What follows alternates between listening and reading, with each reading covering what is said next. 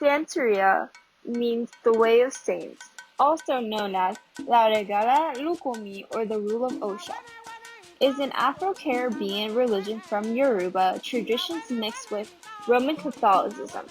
It started in Cuba as a result of Spanish missions trying to force conversions of enslaved Africans who instead combined rituals and practices of both. Today, variations in practice depend on national origin. Santeria focuses on building relationships between humans and powerful spirits called Orishas. An Orisha is a manifestation of Olodumare, their supreme deity. The Roman Catholic influence is most poignant in the association of Orishas with Catholic saints. Catholic symbols are also sometimes used in Santeria rituals. Santeria has no scriptures and is passed through oral tradition. There are few buildings devoted to worship. Rituals often happen in rented halls or private homes. During ritual, the Orishas meet believers at these sacred spaces. One major ritual is Bembi. The Orisha join the community in drumming, singing, and dancing. The Orisha may possess believers, causing them to perform dances and pass on messages from the Orisha to the community. Animal sacrifice is essential to Santeria practice. The meat is consumed as though sharing a meal with the Orisha. In 1993, the U.S. Supreme Court unanimously upheld the right of adherents to practice animal sacrifice in Church of the Lukomi Babulua I versus Hialeah. To understand most of the customs of Santeria, one has to take a look into the religion's history.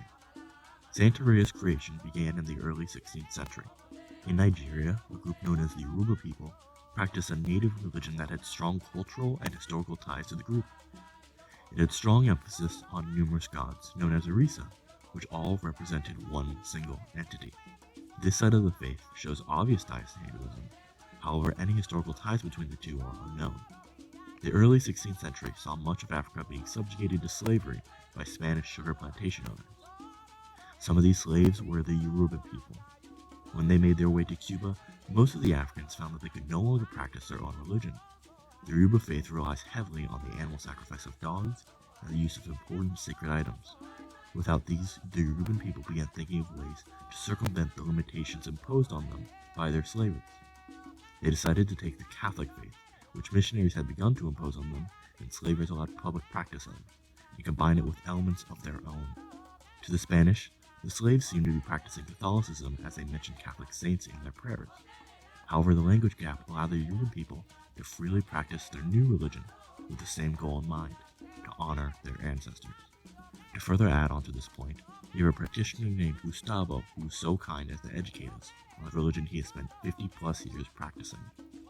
He cites the fact that Santa Barbara was a Catholic saint that, at the height of slavery, was very popular in Cuba and was often portrayed in statues wearing a crown and holding a sword.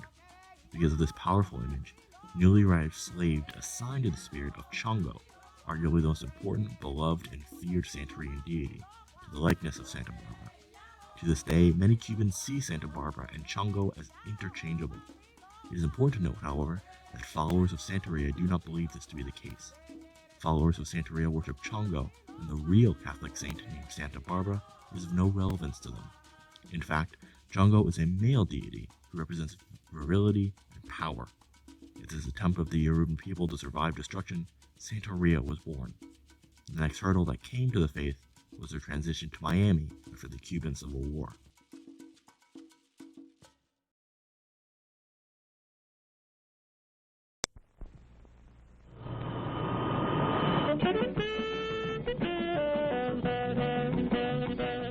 Go, go, go! Take a National Airlines Miami Go-Go vacation. It's Miami at a go-go price. Low jet excursion fare, palatial oceanfront hotel, now at reduced rates. Have yourself a... In the 1960s, after the Cuban Civil War, many Cubans began fleeing to Miami in order to escape the communist regime Castro had been imposing within Cuba. Now, many found themselves bringing the religious traditions and faith with them, including Santeria. However, they were not so well received in Miami due to a Western perception of them being witch doctors and dark magic practitioners. Many of these stereotypes stem from the religion's use of chicken sacrifice for some of its rituals. Americans were fairly unhappy with the public killings, and Santerians were pegged as a group of crazy, bloodthirsty pagans. However, the opposite is true. Many of these rituals actually focus on more spiritual and positive aspects of the religion. One ritual known as Bembe focuses heavily on dancing and music in order to gain the attention of the Orisa. The hope of the ritual is to attract their attention and invite them to sing and celebrate with the practitioners. Sometimes, Orisa have even been noticed mounting the celebrators and causing them to speak and perform in order to pass on holy messages. The Catholic image burns through, as some rituals even require Catholic prayers, such as 3 Our Fathers, 3 Credos, and 3 Ave Marias. In order to comment on this trend, Ero Marhua of Fire, an FIU grad student who wrote a thesis paper on Santeria ritual sacrificial practices in Miami, was so kind as to share his findings while writing this paper. For healing. So, but upon the arrival, there was a lot of stereotypes against the tradition. So, which deprived them of using certain animals, such as dog, which is illegal to kill such animals here. So they decided to be using other types of animal. And if they are allowed to use dog, they cannot even do it publicly, right in Miami, which is what they can do in Africa gladly and openly. They can do it in Cuba openly, but right in Miami, they are not able to make certain sacrifice of certain animals. So the religion became modernized and advanced in a different format in Miami. The stereotype is Miami is all about when the white people went to Africa, and also in Cuba and even Haiti, where they practice myths of the African tradition. These powers, the powers of these Santerias, was one of the strengths that the slave people used to resist the Western powers against the suppression of the slaves. So in rebel against the slaves, the powers in Santeria help these slaves to equip themselves with courage, with protection and all that. So the white people saw the colonial powers saw this religion as a threat. Right. The religion is a threat. So they blackmail the religion as black power, because the power which the people are applying is mystical. So they see the target as evil. Right. So that notion, that wrong notion about that the power is evil because it's originated from Africa, became a general notion of the people in America, either white or black, because Christianity is a religion that everybody accepts and recognizes better here.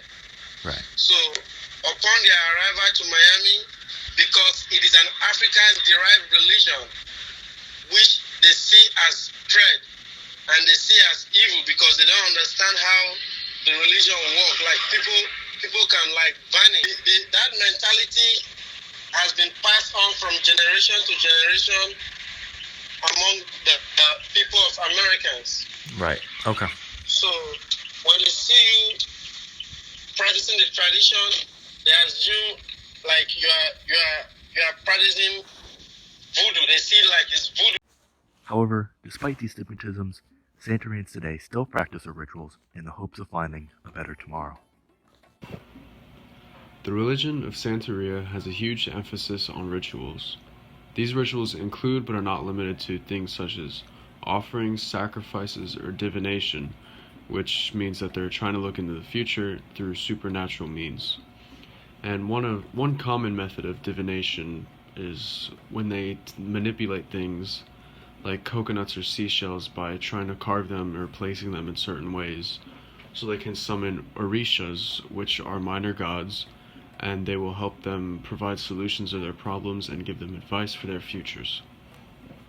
Sacrifices in Santeria also often work similarly to the way that they do in Jewish sacrifices, in which they kill an animal a certain way so they can eat it. And also, they sacrifice animals so they can help contribute to a spiritual balance between plants, animals, and humans. And when they're trying to do this, they often sacrifice animals such as chickens, doves, turtles, or goats. And as part of these rituals, whether they're divination or sacrificing or offerings or anything like that, they often include dancing and music as a way to open paths of communication to the orishas. And they use different kinds of rhythms on drums, and they use different dance patterns that are familiar to certain orishas. And they utilize specific patterns to communicate with specific orishas. However, despite that and the religion as a whole being so ritual heavy, there isn't really a specific way to do any rituals. Because sometimes, although they're commonly practiced in the same way, there's really no central authority in Santeria that tells them that they have to practice their religion a certain way. And so this makes Santeria completely wide open to interpretation by anyone. And so it allows for rituals and sacrifices and things like that to be practiced in many different ways. So, for example, to communicate with certain orishas, although one family might dance and play the drum a certain way and sacrifice a certain animal to try to communicate with them, perhaps another family could do something completely different. And since they both believe what they're doing is right, they're both opening paths of communication to that certain orisha. In the end, the most important aspect is how the Santerians feel from within their community. Again, quoting Gustavo, in short, the sense of community among followers of Santeria is extraordinarily strong. Religion's roots and history are proof that Santeria requires a very strong community for its very existence. Unlike other religions, Santeria has no formal or uniform houses of worship, no formal schedule for religious services, no central authority, and no formal training for its clergy. Santeria teachings are handed down by word of mouth over generations. Services are typically held in private homes and are led by a holy person who is considered a godparent of his or her follower. The status of being a godparent is earned simply by others acknowledging you as such by attending your services and following your teachings. Groups following a holy person can range in size, but are generally small. It is not unusual for practitioners to follow different holy people, although there is typically a very strong bond to the holy person who presided over the ceremony of initiating you into the religion. In all, for any of those looking to join the Santerian faith, Gustavo has one last word of advice. This is a very difficult question to answer, because Santeria is unlikely to be a religion introduced to a young person in a traditional way, such as at home by its parents at an early age. What I mean is that one can be exposed to religion in such a traditional way, and then go through the motions of that religion without giving it very much thought. Religion in that sense can be more of a cultural rite of passage, rather than a true spiritual experience. However, any individual wishing to seriously begin practicing Santeria is likely, given its nature, to have been exposed to religion in a more direct and profound manner, meaning that any individual wishing to begin practicing Santeria is likely to have already crossed a personal religious Rubicon beyond the basic rite of passage. I would advise such a person to consider whether he or she really has a true calling. Not everyone follows the same path or arrives at the same endpoint, but the practice of Santeria can be serious and intense, and is generally a lifelong commitment. And that, in short,